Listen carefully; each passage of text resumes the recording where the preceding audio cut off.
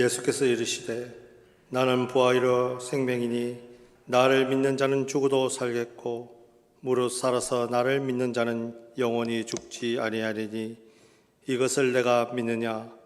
하나님은 영이시니 예배하는 자가 영과 진리로 예배할지니라. 아멘. 찬양과 영광을 받으실 주님, 부활의 감격이 아직도 생생하게 살아있는 부활절 두 번째 주일에 저희들을 예배의 자리로 초청해 주시니 감사드립니다. 부활하신 몸으로 찾아오셔서 사도들에게 보이시고 도마에게 보이시며 성도들에게도 보이신 것 같이 주님, 오늘 예배하는 저희들에게도 찾아오셔서 영광의 몸을 보여 주옵소서. 절망과 탄식과 두려움에 떨고 있는 우리들에게도 평안하라 말씀하여 주옵소서. 부활하신 주님과 함께 드리는 이 예배가 복되게 하시고 우리 심령에 참된 소망이 넘쳐나게 하옵소서. 예수님의 이름으로 기원하옵나이다. 아멘.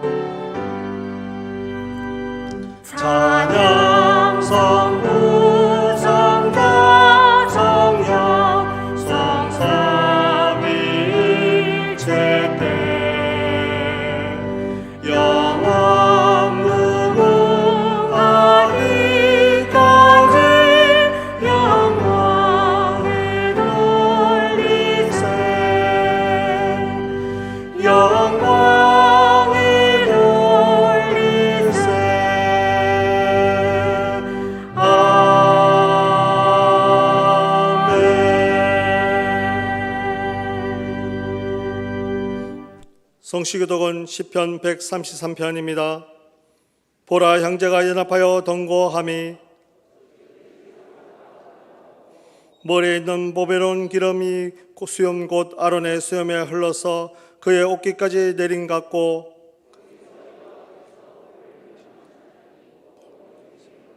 아멘. 나는 전능하신 아버지 하나님 천지의 창조주를 믿습니다. 나는 그의 유일하신 아들 우리 주 예수 그리스도를 믿습니다. 그는 성령으로 잉태되어 동정녀 마리아에게서 나시고 본디오 빌라도에게 고난을 받아 십자가에 못 박혀 죽으시고 장사된 지 사흘 만에 죽은 자 가운데서 다시 살아나셨으며 하늘에 오르시어 전능하신 아버지 하나님 우편에 앉아 계시다가 거기로부터 살아있는 자와 죽은 자를 심판하러 오십니다. 나는 성령을 믿으며 거룩한 공교회와 성도의 교제와 죄를 용서받는 것과 몸의 부활과 영생을 믿습니다. 아멘.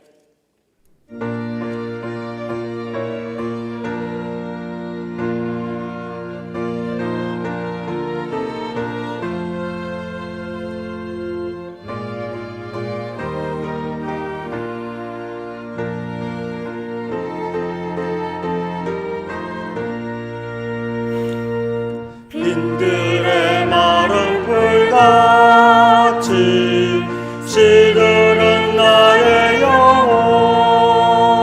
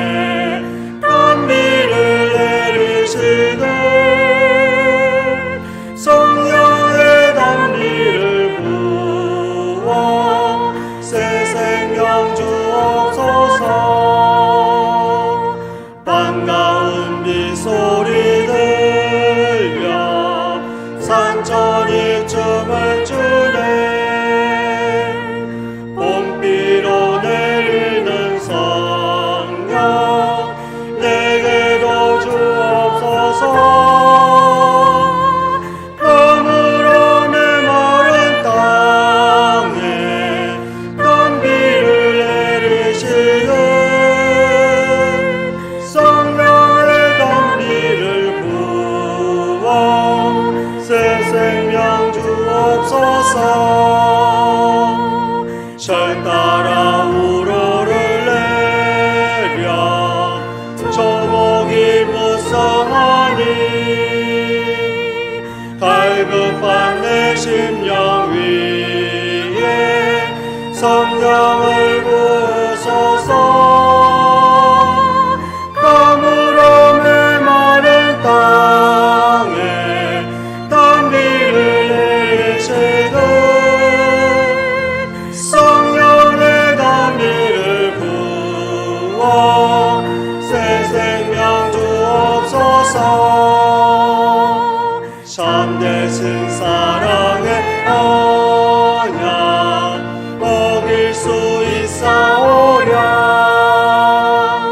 오늘의 헛족한 은혜 주실 줄 믿습니다.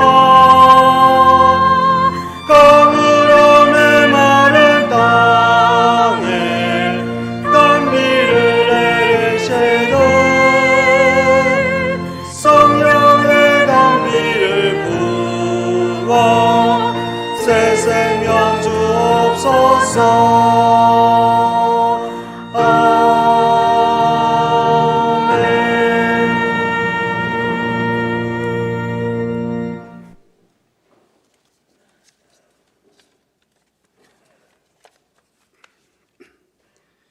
부활의 참 소망 되시며 우리의 삶의 참 주인 되신 전능하신 하나님께 찬송과 경배와 영광을 올려드립니다. 지난 한 주 주님의 은혜로 살게 하시다가 오늘 거룩한 날 주의 성전에서 주의 백성들이 한자리에 모여 예배드리게 하신 은혜에 감사를 드립니다. 지난 한 주도 세상 삶 속에서 주님의 영광을 나타내지 못하고 내 생애에만 급급하게 살다 보니 세상의 빛과 소금의 흐를 감당하지 못했습니다. 저희들의 잘못을 주님 앞에 내려놓으니 다 용서하여 주시옵소서. 내 모습 이대로 주님 앞에 나왔습니다. 우리의 심령 속에 말씀과 기도와 찬송을 통한 우리의 영을 새롭게 해 주시옵소서. 우리나라를 사랑하셔서 지금까지 역사하시고 섭리하신 가운데 수많은 위기 가운데서 지켜주시고 특히 경제적 부흥으로 세계 정상의 나라들과 어깨를 겨루는 나라 될 수 있게 하심을 또한 감사를 드립니다. 전쟁의 아픔을 겪으며 폐허가 된 이 나라를 보호하시고 다시 일으켜 세우셔서 이 땅의 수많은 교회들과 믿는 백성들로 가득 차게 하셨으니 이 또한 하나님의 은혜입니다. 특히 1년 동안 지속되고 있는 코로나 감염증으로 인해 서민들의 삶은 침체되어만 가고 기업들은 설 자리를 잃어가고 있는데도 우리 사회는 집단 이기주의로 사분오절되고 이로 인해 국민들의 삶은 갈수록 어려움이 가중되고 있습니다. 하나님, 이념 갈등과 견제와 다툼을 버리게 하시고 진정한 평화가 정착되어 통일의 문이 열리는 날을 위해 함께 기도하며 한마음 한뜻 되어 나라를 이끌어가게 하시옵소서.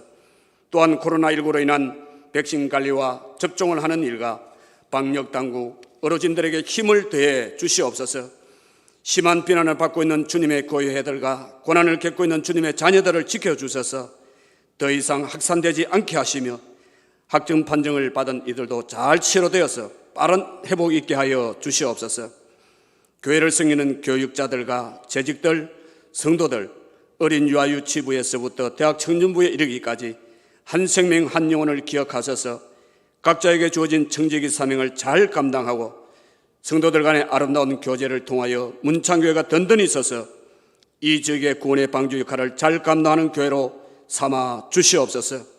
특별히 간구하옵기는 마음의 상처와 경제적 어려움과 질병으로 고통 중에 있는 성도들을 붙잡아 주셔서 마음의 상처와 경제가 회복되고 병석에 있는 자들을 주께서 친히 찾아가 만져주실 때 치료의 강선을 비춰주사 치료되고 회복되는 역사가 일어나게 하여 주시옵소서.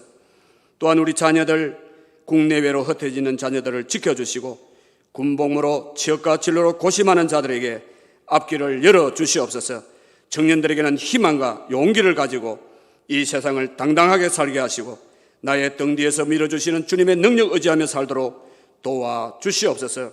주중에 슬픔을 당한 가정이 있사오니 위로하여 주시고 모든 장례 절차 위에 주님 함께해 주옵소서. 이 시간 말씀 전해주실 이영세 목사님, 주님의 강한 팔로 붙드셔서 주님의 말씀 전할 때 그 말씀이 우리들에게 큰 은혜가 되게 하옵소서. 시온합주단 찬양의 특송을 통하여 영광 받으시고 듣는 우리들에게 은혜의 찬송이 되게 하옵소서.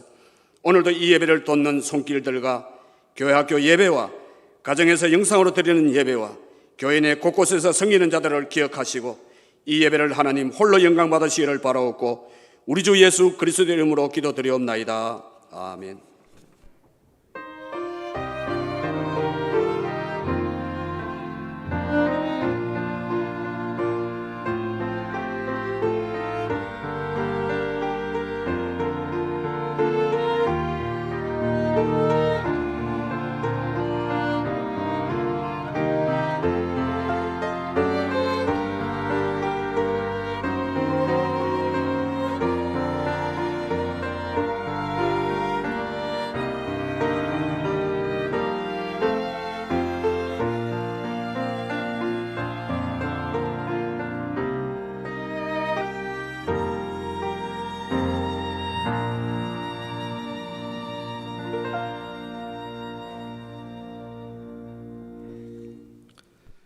오늘 우리에게 주시는 하나님의 기록된 말씀은 신약성경 사도행전 2장 14절에서 21절과 37절에서 47절의 말씀입니다.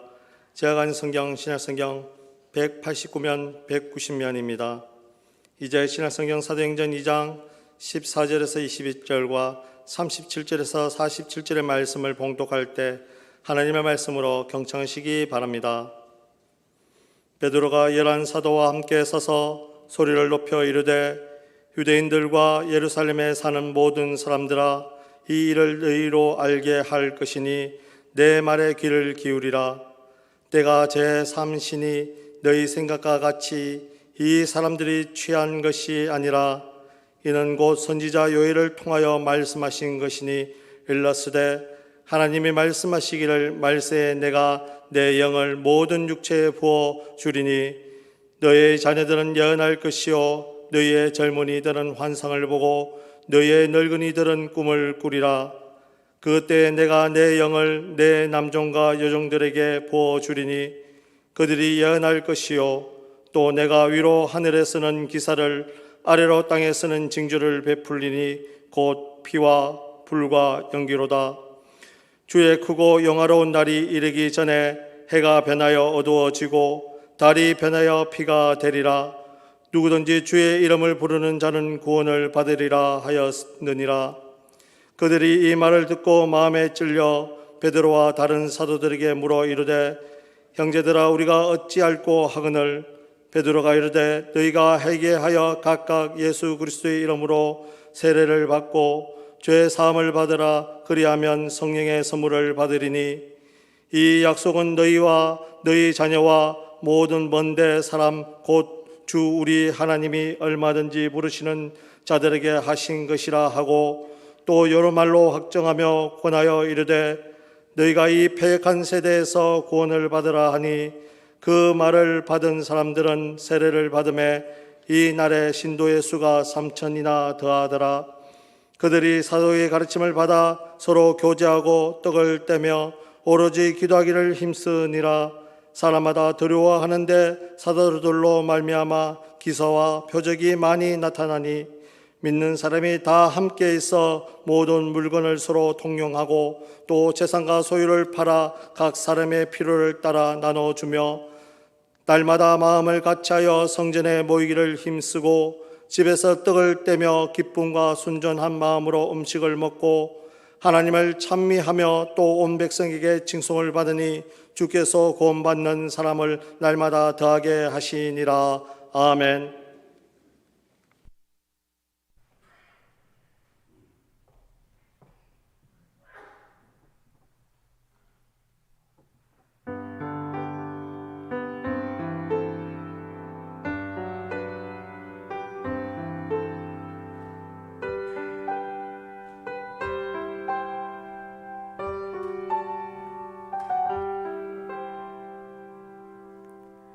주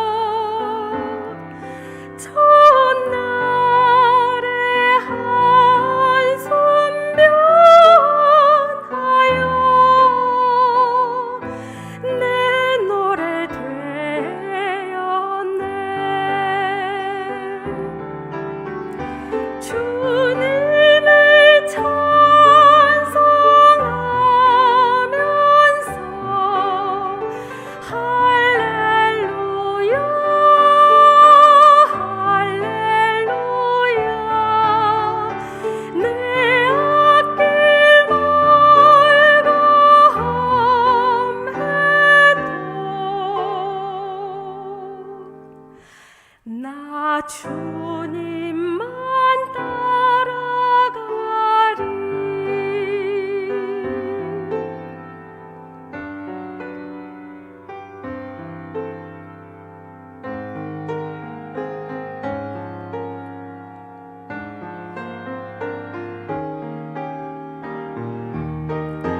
내 주와 맺은 언약은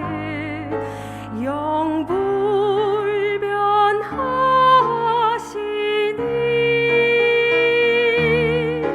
그 나라 가기까지는 늘 보시네.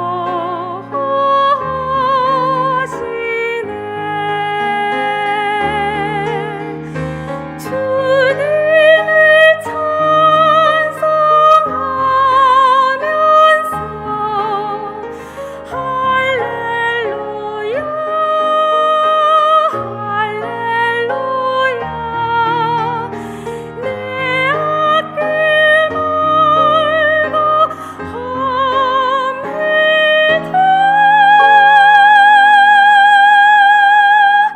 나 주님만 따라가리.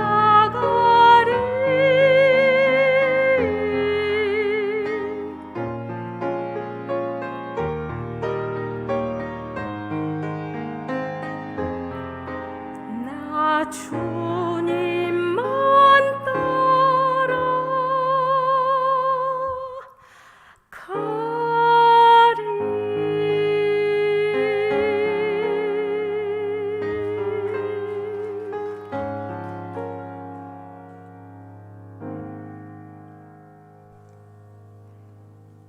아멘.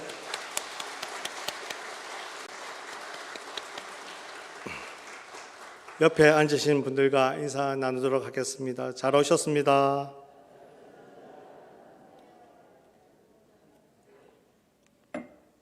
너무 잘 오셨습니다. 하나님의 은혜가 있는 곳에 마음이 있고 하나님의 말씀을 나누는 하나님의 자녀들이 모인 곳에 큰 은혜가 있을 줄 믿습니다. 오늘 이 예배의 시간에 정말 주님께서 찾아오셔서 말씀을 통해서 우리를 변화시켜 달라고 정말 그 간절한 마음으로 말씀 나누는 놀라운 시간 되셨으면 좋겠습니다. 오늘 제목은 성령님과 함께하는 생활입니다. 지난 주일은 예수님께서 부활하신 부활주일이었습니다. 예수님께서는 하나님의 아들이시기도 하시지만은 바로 성자 하나님이십니다. 성자 하나님의 부활하심으로 인해서 성경에서는 성령 하나님께서 일하시는 일에 대해서도 이야기하고 있습니다. 성령 하나님께서 신약 시대에만 일을 하신 것은 아니십니다. 구약 성경에서도 그 성령 하나님께서는 바람과 같이 모든 일에서 존재하시고 일을 하셨습니다. 오늘 본문에서는 베드로는 유대인들에게 성령 세례의 의미를 설명해 주고 있습니다. 오순절에 마가의 다락방에서 성령 하나님께서 찾아오심을 통해서 놀라운 일들이 생겨났습니다. 이 놀라운 성령 하나님께서 강림하신 일은 그 시대에 우연히 일어난 사건이 아니었습니다. 바로 오래전 성경에 예언된 하나님의 약속이 실현되는 사건이었기 때문입니다. 마가의 다락방 성령님께서 찾아오셨던 성령 세례의 사건을 통해서 제자들은 성령 세례를 받고 변화가 되었습니다. 특별히 본문에서는 베드로가 변화된 모습을 드러냅니다. 베드로는 겁쟁이였습니다. 마가복음 14장 66절에서 71절 말씀 함께 통독하겠습니다. 베드로는 아랫뜰에 있더니, 같이 읽겠습니다. 시작. 베드로는 아랫뜰에 있더니 대제사장의 여종 하나가 와서 베드로가 불 쬐고 있는 것을 보고 주목하여 이르되 너도 나사렛 예수와 함께 있었도다 하거늘 베드로가 부인하여 이르되 나는 내가 말하는 것이 무엇인지 알지도 못하고 깨달지도 못하겠노라 하며 앞돌로 나갈새 여종이 그를 보고 곁에 서 있는 자들에게 다시 이르되 이 사람은 그 도당이라 하되 또 부인하더라. 조금 후에 곁에 서 있는 사람들이 다시 베드로에게 말하되 너도 갈릴리 사람이니 참으로 그 도당이니라. 그러나 베드로가 저주하며 맹세하되 나는 너희가 말하는 이 사람을 알지 못하노라 하니, 오늘 이 본문 말씀처럼 베드로는 예수님을 부인했습니다. 다시 말하면, 요즘 말로 표현하면 바로 배신자가 되었던 것입니다. 다른 제자들 역시 다르지 않았습니다. 베드로와 다른 제자들은 이전에 유대인들의 핍박이 두려워서 그들을 피해서 숨어들었습니다. 하지만 성령 세례로 인해서 베드로와 다른 제자들은 마음이 더욱 강하게 변화되었습니다. 바로 믿음이 성장한 것입니다. 그들은 자신들을 조롱하던 유대인들을 향해서 일어났습니다. 그리고 담대하게 목소리를 높였습니다. 예수 그리스도는 하나님의 아들이시고 십자가에서 죽으셨다가 다시 살아나신 것을 증거했는 얘기입니다. 이전에 그 겁 많던 제자들이 아닙니다. 확신에 찬 의지로 복음을 전하기 시작했습니다. 성령의 건동을 입어서 확신에 찬 담대한 태도로 복음을 전할 수 있었습니다. 할렐루야. 정말 그 놀라운 은혜, 성령님께서 함께 하심을 통해서 놀라운 하나님의 은혜가 그 제자들과 함께 했습니다. 목숨이 두려워서 떨고 목숨이 위태로워서 숨고 예수님을 모른다고 그렇게 했던 그 제자들이 이제는 떳떳하게 나는 예수 그리스도를 믿는 사람이고 십자가에 달려 죽으심을 통해서 부활하신 하나님을 믿는 그 제자라는 얘기를 하게 되었던 것입니다. 여기에 앉아있는 우리 모든 문창교회 식구들 또한 그렇지 않습니까? 예수님을 믿는 하나님의 자녀 되지 않으십니까? 하나님의 자녀이시고 또한 하나님을 믿는 모든 은혜를 나누는 식구이기 때문에 오늘 이 자리에서 하나님께 예배를 드리고 있습니다. 베드로는 제자들의 방언이 술 취함의 결과가 아님을 증언하고 있습니다. 그때는 오전 9시쯤이었기 때문에 아침부터 단체로 술 마실 수가 없었습니다. 제자들의 방언은 전적으로 성부 하나님의 역사이셨습니다. 베드로는 성령 세례가 이미 구약 성경에 예언되어 있음을 밝히고 있습니다. 요엘서는 하나님께서 말세 만민들에게 영을 부어주신다는 예언이 있습니다. 그 영을 받은 사람들은 남녀노소 할 것 없이 장래일을 말하고 꿈을 꾸며 또한 이상을 보게 된다고 이야기하고 있습니다. 오래전에 하나님께서 약속하신 이 일이 지금 제자들에게 성취되었습니다. 성령 세례는 제자들에게만 국한되지 않았습니다. 유대인들이나 모든 사람들에게까지, 또한 모든 인류에게까지, 또한 이 시대에 살아갔던 사람들에게만 국한되는 것이 아니고 오늘 이 현재 이 시간에 우리에게도 바로 성령 세례가 임하고 있음을 기억하셨으면 좋겠습니다. 나에게 하나님께서 찾아오셨습니다. 성령 하나님께서 찾아오셨고 우리를 만나 주셨습니다. 그 만남을 통해서 어떤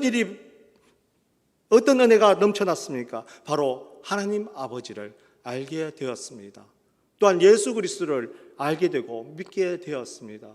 그로 인해서 우리에게는 놀라운 은혜, 하나님의 자녀가 될 수 있는 권세를 우리가 받게 되었습니다.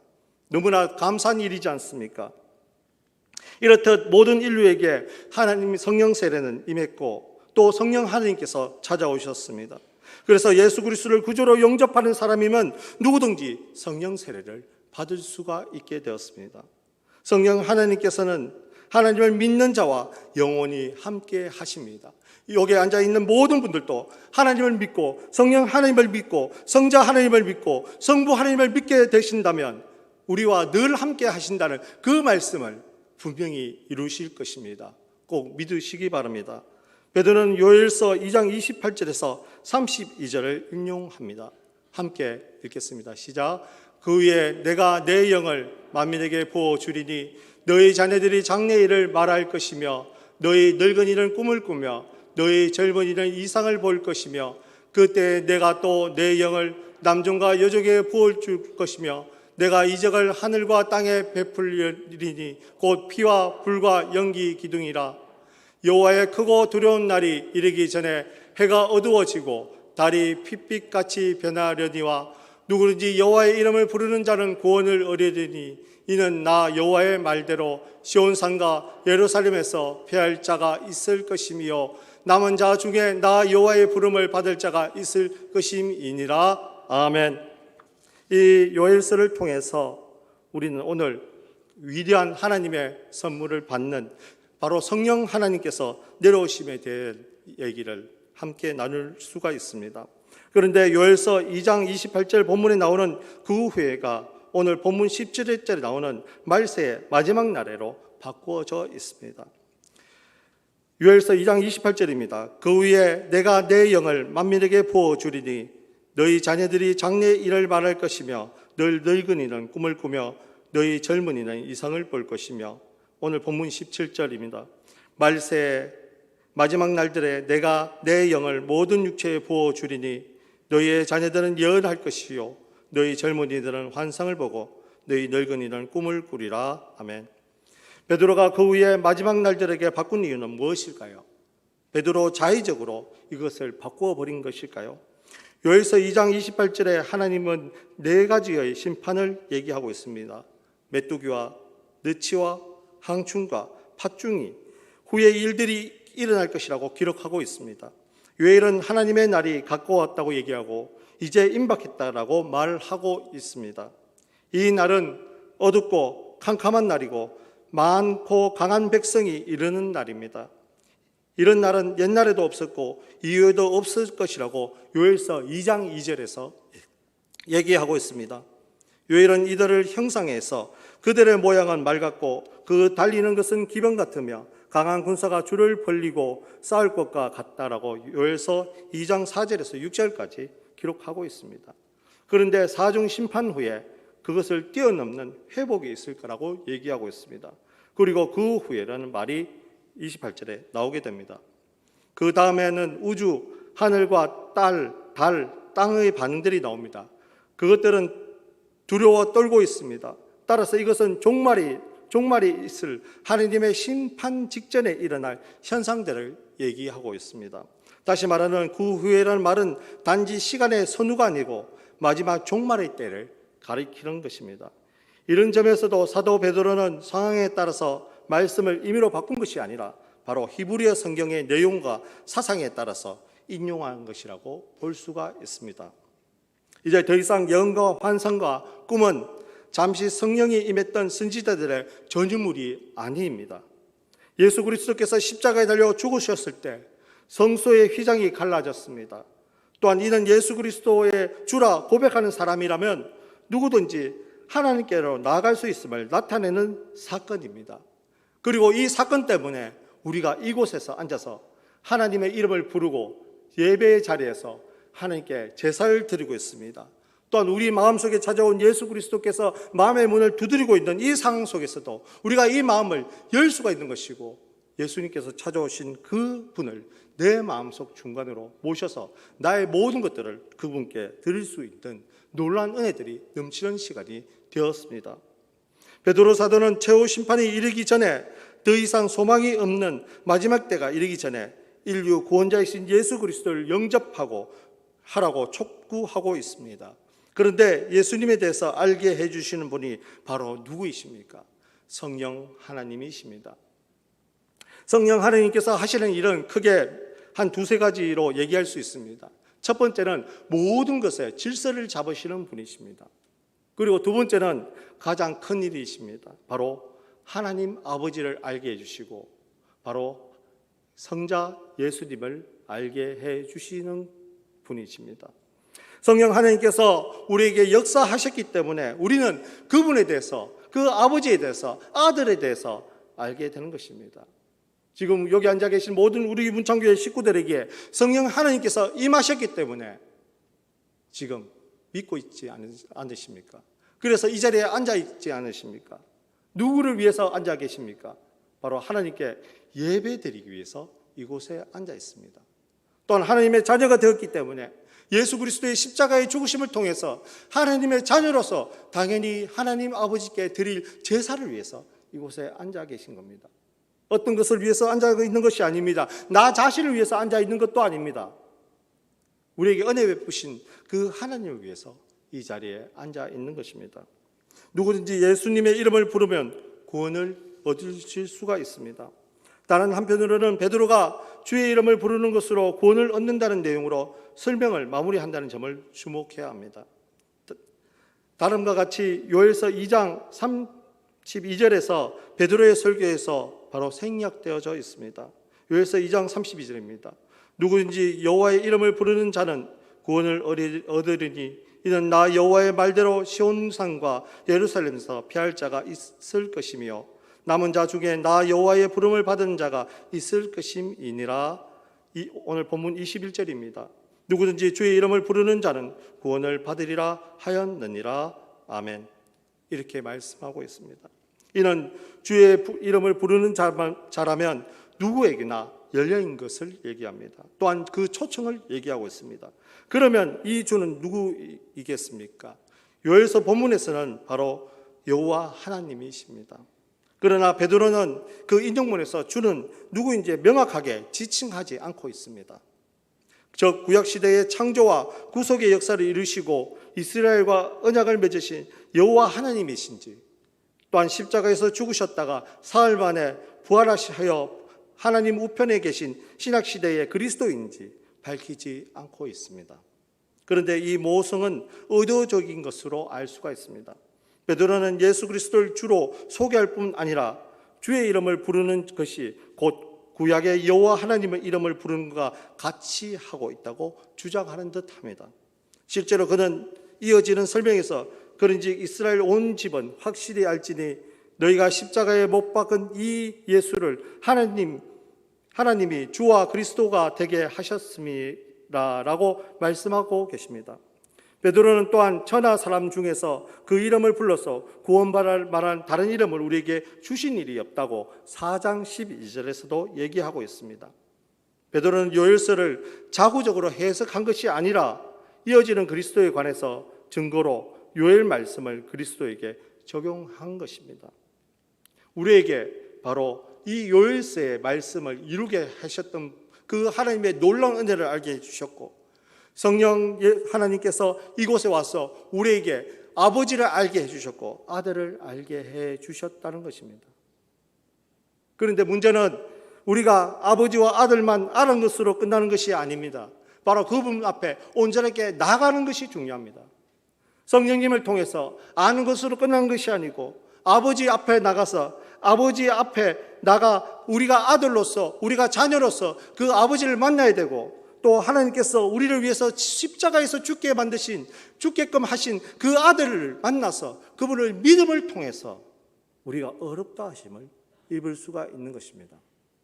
우리의 자의적인 어떤 노력도 아무것도 구원에 이룰 수 있는 방법도 없고, 또한 우리의 노력으로 하나님을 알 수도 없습니다.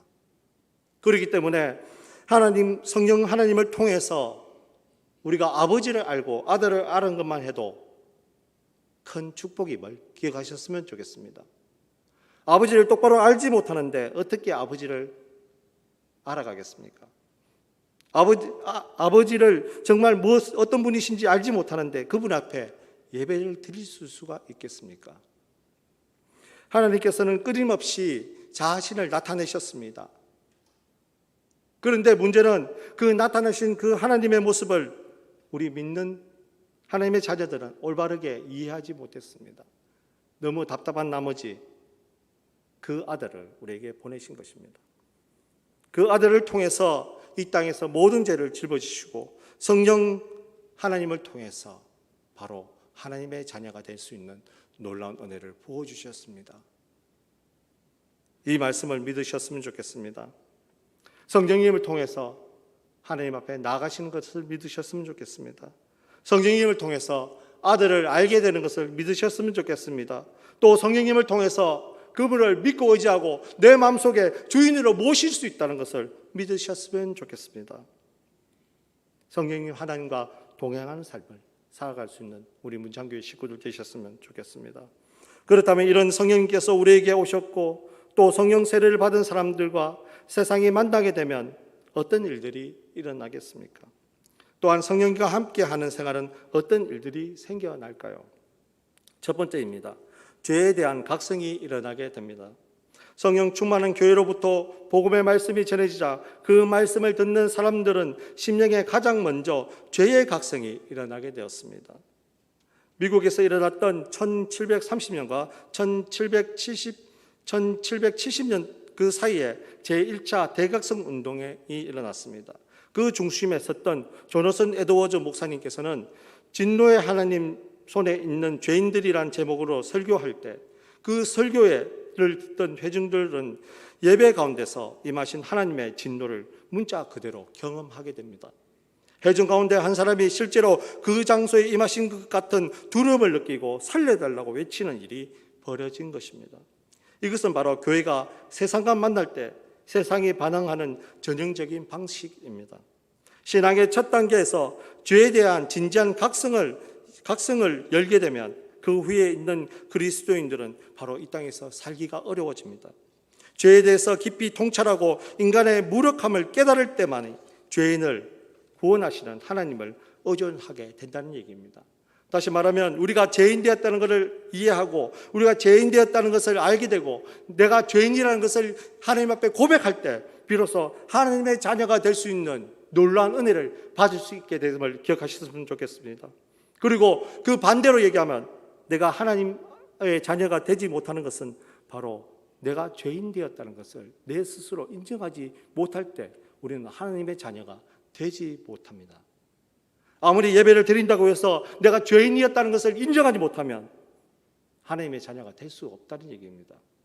여기 앉아 계신 모든 분들은 죄인이십니까? 저 또한 죄인입니다. 저 또한 하나님의 아들을 십자가에 달려 죽게끔 만든 정말 죄인입니다. 그런데 하나님께서 그 각성을 통해서 바로 하나님만 의지하게끔 만들어 주셨습니다. 오직 하나님만 바라보게끔 만들어 주셨습니다. 오직 예수 그리스도만 바라볼 수 있게끔 만들어 주신 것입니다. 성령님을 통해서 죄인이 되었다는 각성을 통해서 바로 성령 충만한 교회가 세상에 줄 수 있는 참된 축복이 된 것입니다.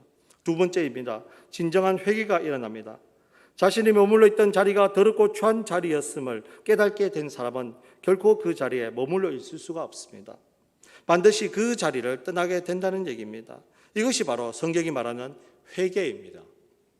베드로는 자기들이 죄를 아파하는 이들을 향해서 가장 먼저 회개할 것을 권했습니다. 회개는 이전에 입던 추한 옷을 벗어버리고 그리스도께서 입혀주시는 새로운 옷을 입는 것입니다. 우리 또한 마찬가지입니다. 이 시대에 살았던 베드로와 그의 제자들뿐만 아니라 이 대각성 운동에 나타났던 모든 사람들뿐만 아니라 이 자리에 앉아있는 우리 모두가 정말 더럽고 추한 죄의 옷을 입고 있었습니다.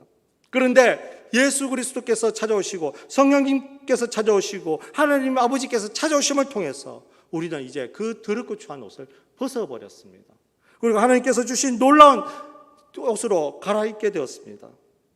그 갈아입은 옷을 통해서 하나님의 자녀라는 인치심을 표징하는 표징의 방법도 될 수가 있었습니다.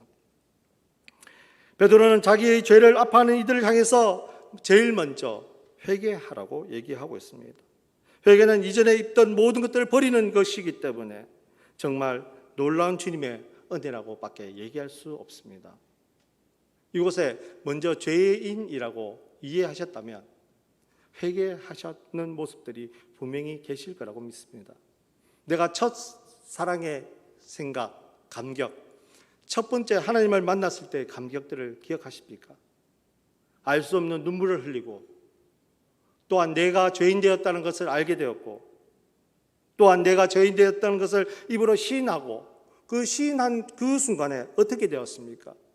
하나님, 나는 죄인입니다. 내 죄를 용서해 주십시오라고 얘기하지 않았습니까? 그것이 바로 하나님께서 우리에게 더러운 옷을 벗고 이제 하나님의 깨끗한 옷으로 바뀌어 입었던 그 표징이라고 얘기할 수 있습니다. 바로 하나님께 회개드리는 모습을 통해서 그렇게 나타났습니다. 삭개오는 세리장으로 사람들에게 죄인 취급을 받았던 사람입니다. 그런데 그가 예수님을 만났습니다. 예수님은 삭개오 집에 들어가셨습니다. 삭개오는 소유의 절반을 가난한 자에게 주며 자신이 속여 빼앗은 일이 있으면 4배로 갚겠다고 고백했습니다. 회개는 자신이 걸어왔던 과거의 잘못된 길에서 돌아서는 것입니다. 바로 죽음의 큰 길에서 생명의 좁은 길로 돌아서 다시 그 길로 가는 것을 얘기합니다. 하나님의 은혜를 통해서 이제 자녀들이 가야 될 길, 좁은 길, 힘든 길, 생명의 길로 가는 것을 의미합니다. 회개는 자신이 걸어왔던 모든 것들을 벗어버립니다. 또 회개는 그 모든 것들을 벗어버리고 이제는 더러운 옷으로 다시 입지 않겠다는 하나님과의 약속을 하는 것입니다. 그런데도 매일매일 우리는 어떻습니까? 회개까지는 합니다. 그러나 그 벗었던 옷을 다시 주워 입는 우리의 나약한 모습들이 너무나 많이 있습니다. 예수 그리스도께서 십자가에 달려 죽으셔서 깨끗하게 해주셨는데 우리는 그 옷을 다시 더러운 옷으로 바꿔 입곤 합니다. 그리고 예수님께서 가르쳐 주신 새 길을 걸어가야 되는데도 그렇게 하지 않고 자꾸만 편한 길로 가려고 합니다. 성령이 충만한 교회가 세상에 줄 수 있는 두 번째 축복이 바로 이와 같은 회개입니다.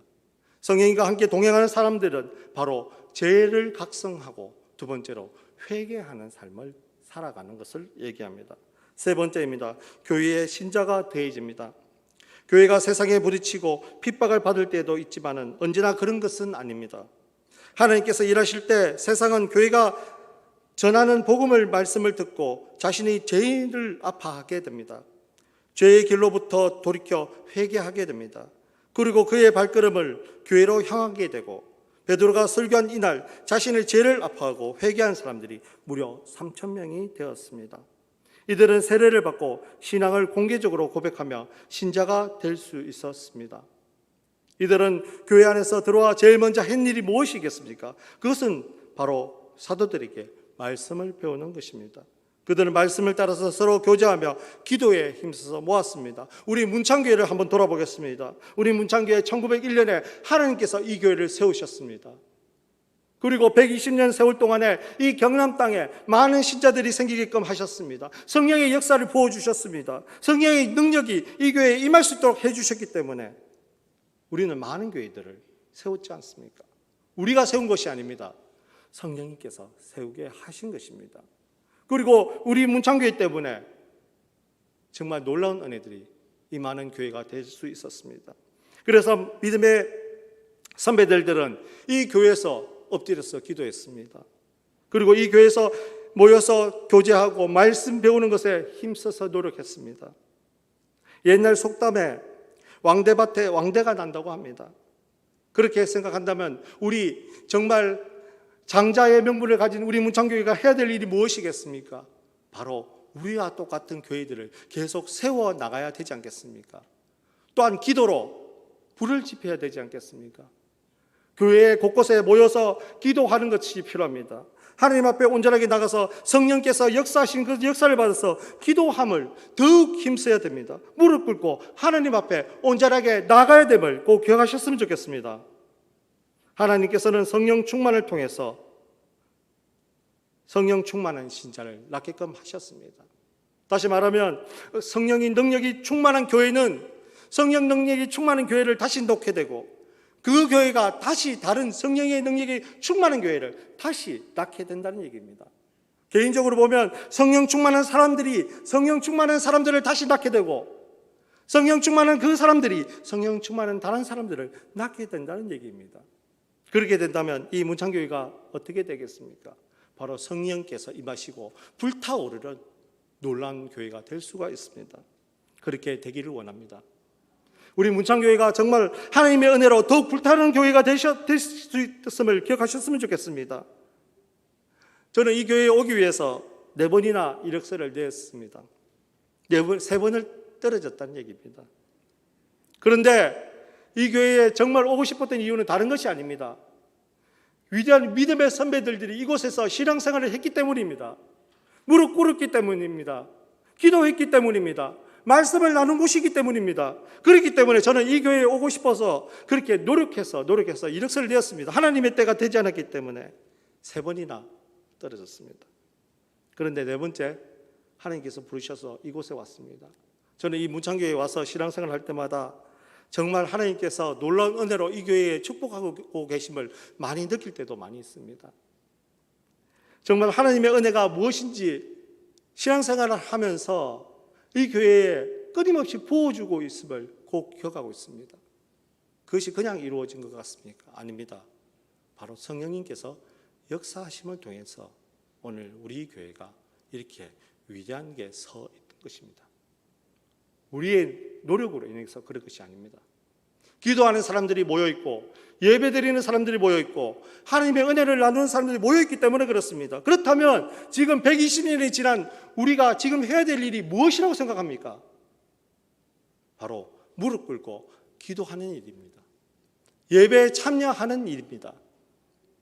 우리 문창교회의 모든 식구들은 그렇게 하셨으면 좋겠습니다. 예배 자리에 나오셨으면 좋겠습니다. 기도하셨으면 좋겠습니다. 하나님께 엎드려서 하나님 우리 교회를 붙잡아 달라고 더욱 기도하며 나가셨으면 좋겠습니다. 그렇게 하셔야지만 다시 120년이라는 세월을 준비할 수가 있습니다. 한 교회가 무너뜨려지는 일은 너무나 간단한 일입니다. 그 길은 아무도 모릅니다. 하지만은 하나님의 은혜가 있으면 절대로 무너지지 않습니다. 하나님께서 본인의 몸이신 그 교회를 붙잡아 주시기 때문입니다. 그리고 그 교회를 정말 하나님 다른 교회로 성령이 충만한 교회로 닦게끔 하시기 때문에 그렇습니다. 그렇게 되셨으면 좋겠습니다. 저는 이 교회에 와서 많은 것을 배워가고 있습니다. 무릎으로 기도하는 방법을 배웠습니다. 말씀으로 하나님을 만나는 법을 배웠습니다. 또한 하나님께서 이 교회를 사랑하고 있음을 배웠습니다. 제가 배웠던 것을 여러분들도 함께 배워갔으면 좋겠습니다. 하나님께서 사랑하시는 교회이고 하나님께서 세우신 교회이고 하나님의 역사가 임하시는 그 교회라고 분명히 기억하셨으면 좋겠습니다. 많은 성도님들이 성령 세례에 대한 오해를 하곤 합니다. 성령이 임하시면 반드시 신비한 능력이 동반되는 줄 압니다. 그러나 그런 현상들이 성령 세례의 전부라고 말할 수는 없습니다. 복음을 확신케 되어 담대하게 그리스도를 전하고 예수 그리스도를 구주로 믿게 되고 그것을 성령님이 임하는 모든 증거라고 얘기할 수 있기 때문입니다. 제자들의 모습이 바로 이와 같았습니다. 처음에는 두렵고 떨리는 마음으로 자기 목숨을 부지하기 위해서 노력했습니다. 그러나 성령 세례를 받는 순간에 어떻게 되었습니까? 담대하게 복음을 들고 이 세상을 향해서 나가게 되었습니다. 바로 세상의 빛으로 소금으로 예수 그리스도께서 얘기하시는 그 모든 사명들을 이루기 위해서 나가게 되었던 것입니다. 우리에게 성령을 부으신 하나님께 늘 감사와 찬양을 올려드렸으면 좋겠습니다. 또한 성령 충만한 교회가 세상과 만날 때 마치 찬 공기와 더운 공기가 부딪혀 폭우가 쏟아지듯이 성령의 강력한 역사가 일어날 수밖에 없습니다. 죄에 대한 각성과 진정한 회개가 일어나게 됩니다. 그렇게 되셨으면 좋겠습니다. 수많은 사람들이 교회에 들어와 말씀을 배우고 교제하며 힘써서 기도하는 그런 일들이 발생하게 됩니다. 바로 교회가 영적으로 뜨거워지게 된다는 얘기입니다. 우리 교회가 그렇게 되었으면 좋겠습니다. 영적으로 뜨거운 교회, 성령님께서 붙잡는 교회, 성령님께서 능력으로 부어주시는 교회, 성령님께서 이끄시는 교회가 되어서 정말 우리 문창교회가 영적으로 다시 한번 회복해서 뜨거워지는 교회가 되었으면 좋겠습니다. 이런 일들이, 모든 일들이 우리 교회에서 일어나기를 기도하고 기도해야 될 것입니다. 하나님, 우리 문창교회를 세우셨으니 하나님 우리 교회를 붙잡아 주시옵시고 하나님 우리 한 사람 한 사람에게 성령님께서 찾아오시고 우리를 이끌어 주시고 어루만져 주셔서 하나님의 자녀가 되고 하나님의 나라에 대한 소망을 갖게 해달라고 끊임없이 기도하셨으면 좋겠습니다. 오늘 나눈 말씀처럼 성령님과 함께하는 생활을 통해서 정말 놀라운 은혜들을 만들어갈 수 있는 우리 문창교회 식구들 되셨으면 좋겠습니다. 또한 하나님의 은혜 속에서 살아가는 저와 여러분이 되시기를 축원합니다. 기도하겠습니다. 사랑과 은혜가 충만하신 하나님 아버지 감사드립니다. 이곳은 하나님의 성전입니다. 하나님께서 세우셨습니다. 하나님께서 이끄셨습니다. 하나님께서 지금도 우리에게 역사하고 있는 곳임을 우리가 이 시간 고백합니다. 하나님 감사드립니다. 하나님 우리에게 성령의 역사들을 부어주시옵시고 아버지께서 찾아오셔서 우리의 모든 것을 주관해 주시옵소서. 성령과 함께 동행하는 삶을 사는 사람들은 정말 놀라운 일들이 발생할 수밖에 없습니다. 하나님 아버지, 그 모든 것들은 우리의 노력으로 인한 것이 아니고 오로지 하나님의 은혜 때문임을 이 시간 고백합니다. 아버지 감사드립니다. 우리를 말씀으로 바꿔주시옵시고, 우리를 기도로 바꿔주시옵시고, 우리를 성령의 은혜로 바꿔주셔서 아버지 은혜대로 살아갈 수 있도록 주여 역사해 주시옵소서. 아버지께서 임하시는 이 교회가 주님을 더욱 만나볼 수 있도록 주여 역사해 주시옵시고, 예배 시간에 주님의 모습으로 닮아갈 수 있도록 주여 은혜 베풀어 주시옵소서. 예수님 이름으로 기도드리옵나이다. 아멘.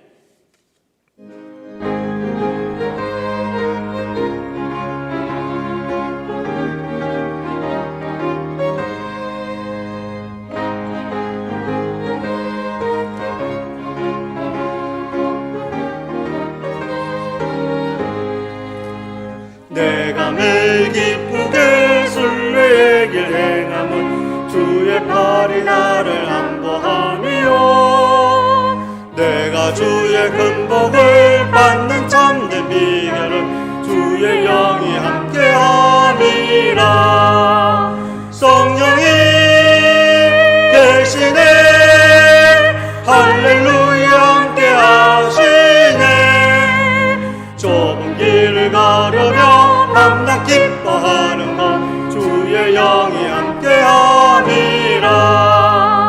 저는 죄에 빠져서 편안함이 없을 때 예수 십자가의 공 힘입어 그 말 아래 엎드려 참된 평화 얻음은 주의 영이 함께함이라.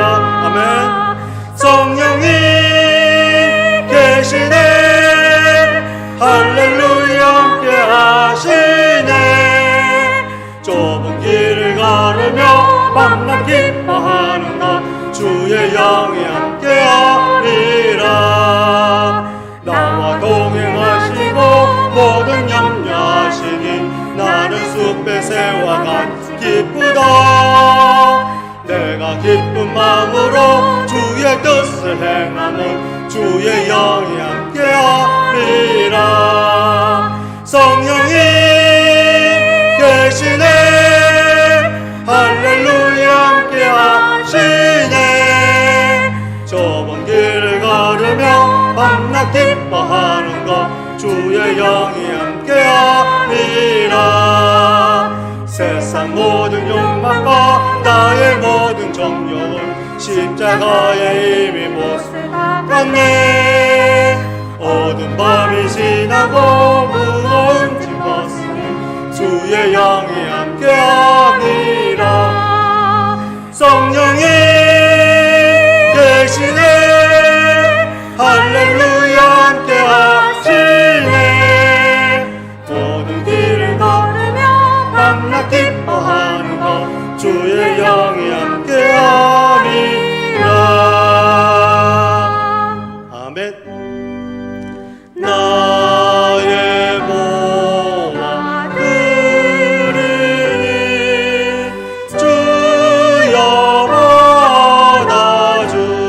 받아주셔서 하늘나라 위하여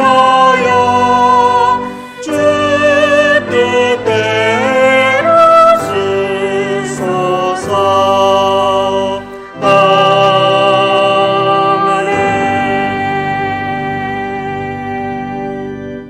아버지 하나님 감사드립니다. 저희들을 먹여주시고 입혀주시고 잠잘 곳을 주심을 너무나 감사드립니다. 하나님의 은혜가 있기 때문에 오늘 하루도 주님의 보호 속에서 살아감을 이 시간 고백합니다. 감사드립니다. 하나님 아버지, 교회에 나올 때 빈손으로 나오지 않고 작은 정성 가지고 나와서 주님 앞에 드립니다. 하나님, 이 모든 바친 손길을 주님께서 기억해 주시옵소서. 또 하나님께서 기억해 주셨다가 이 모든 하나님의 은혜를 하나님 사용되는 그곳에 하나님의 이름이 드높아질 수 있도록 주여 도와주시옵시고, 아버지 은혜가 넘칠 수 있도록 주여 도와주셔서 하나님의 나라가 임하는 그날까지 열심히 달려갈 수 있는 우리 문창교회 식구들 될 수 있도록 주여 도와주시옵소서. 하나님 아버지, 몸이 아파서 나오지 못한 우리 믿음의 가족들 있습니다. 예수 그리스도의 보혈을 피로 씻어 주시옵시고 병마들이 떠나가게 도와주시옵소서. 아버지 하나님, 우리와 함께 이 시간 예배드릴 수 있도록 주의 은혜 베풀어 주시옵시고 하나님의 나라에 또 하나님의 소망만 바라볼 수 있도록 주여 도와 주시옵소서. 예수님 이름으로 기도드리옵나이다. 아멘. 교회 소식 시간입니다. 오늘 예배는 1부, 2부 예배를 드립니다. 교육부 예배를 또 드리고 있습니다. 예배 실황은 온라인에서 실시간으로 방송되고 있습니다. 다음 주일은 주기철 목사 순교 기념주일입니다. 설교는 김기현 원로 목사님께서 해주시겠습니다. 2021년 교회 요람이 나와 있습니다. 예배 1부, 2부 마치고 나가실 때 한 가정에서 하나씩 가져가시면 되겠습니다. 또한 모십니다. 피아노 올겐 반주자로 봉사하실 분을 모십니다. 문의는 강석환 장로님께 해주시면 됩니다. 주일 오후 예배는 가정 예배로 드리시기를 바라며 순서지는 교회 입구에서 배치되어져 있습니다. 가져가셔서 은혜의 시간 되셨으면 좋겠습니다. 코로나19를 극복을 위해서 늘 기도하셨으면 좋겠습니다. 신천지 하나님의 교회 구원파 기쁜 소식 선교회던 2단에 주의해 주시기 바랍니다. 모임입니다. 오늘 2부 예배 후 재직회가 본당에서 있습니다. 많이 참석해 주시기 바랍니다. 또한 임시당회가 오늘 재직 후에 당회실에서 있습니다. 또한 교회 헌금 계좌가 안내되어져 있습니다. 참고해 주시기 바랍니다. 교육자 동정입니다. 이영중 담임 목사님께서 안식년 중에 있습니다. 또한 김기현 원로 목사님께서 대레이 당회장이 되셨습니다. 또한 성경 100독 운동 누적이 20독이나 되었습니다. 박재현 집사님께서 한독하셨고 박소순 권사님께서 2독 하셨습니다. 교회 소식이 있습니다. 고 이달수 은퇴 권사님께서 소천하셨습니다. 김순희 은퇴 권사님의 모친이시고 김준년 은퇴 장로님의 빅모 되십니다.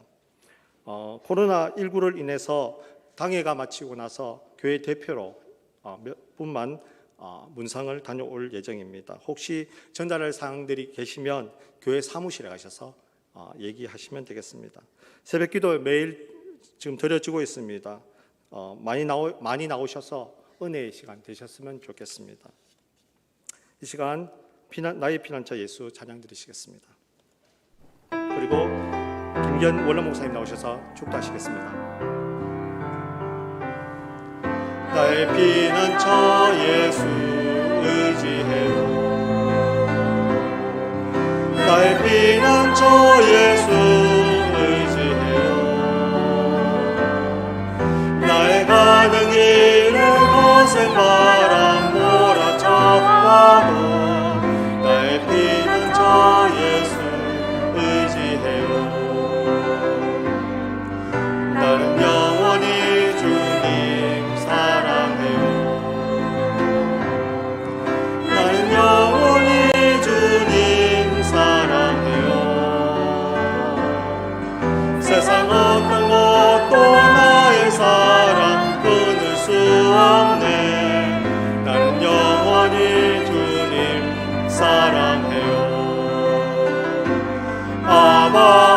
아버지 나를 사랑하시니 나의 모든 것 주께 드려요. 아버지 내가 여기 있으니 주님 영광 위하여 써주세요.